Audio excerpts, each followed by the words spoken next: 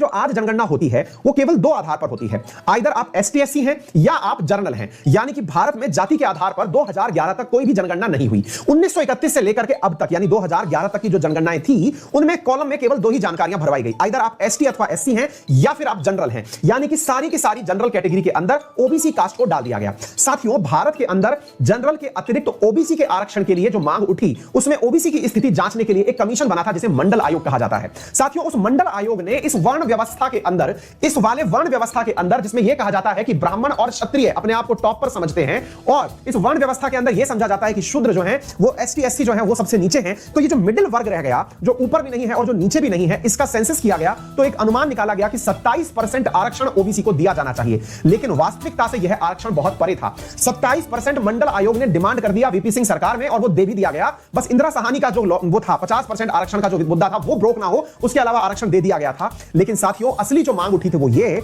कि ओबीसी का नंबर तब भी सही नहीं पता था और आज भी सही नहीं पता है। लोगों का अनुमान यह है कि इन पार्टीज का जो ये डिमांड कर रही हैं कि असल में भारत में जो ओबीसी है उसकी संख्या 52% है। यानी भारत के अंदर अदर बैकवर्ड क्लासेस 52% तक हैं। बाकी एसटी एससी जो परसेंटेज है ये लगभग 21 से 25% के बीच में है। और ऐसी स्थिति में अगर भारत के अंदर देखा जाए तो कुल मिलाकर के जो सवर्ण जातियां बचती हैं वो मात्र 10 से 15% या 15 से 20% हैं। लेकिन इन 15 से 20% जातियों ने भारत के अधिकांश ब्यूरोक्रेटिक पद या फिर राजनीतिक पार्टियों के जो सर्वोच्च पद हैं वो पकड़े हुए हैं। भारत के जितने भी प्रतिष्ठित पद हैं, चाहे वो विज्ञान के क्षेत्र में हो, चाहे ब्यूरोक्रेसी के क्षेत्र में हो, चाहे राजनीति के क्षेत्र में हो, वो इन 20% लोगों ने पकड़े हुए हैं, ऐसा कहना है इन पार्टीज का। जिसके चलते इनकी डिमांड को जबरदस्त तरीके से समर्थन भी मिल रहा है। और इस समर्थन के अंदर इनका कहना यही है कि कास्ट सेंसस के डेटा लोगों के सामने रखे जाएं और यदि ये कास्ट सेंसस लोगों के सामने आता है तो यह अनुमान है साथियों कि इसकी वजह से वर्तमान सरकार जो कि यूपी के अंदर इलेक्शन लड़ने जा रही है, जो ये मानती है कि ओबीसी का जो वोट बैंक है, जो अविभाजित वोट बैंक समझा जा रहा है फिलहाल के लिए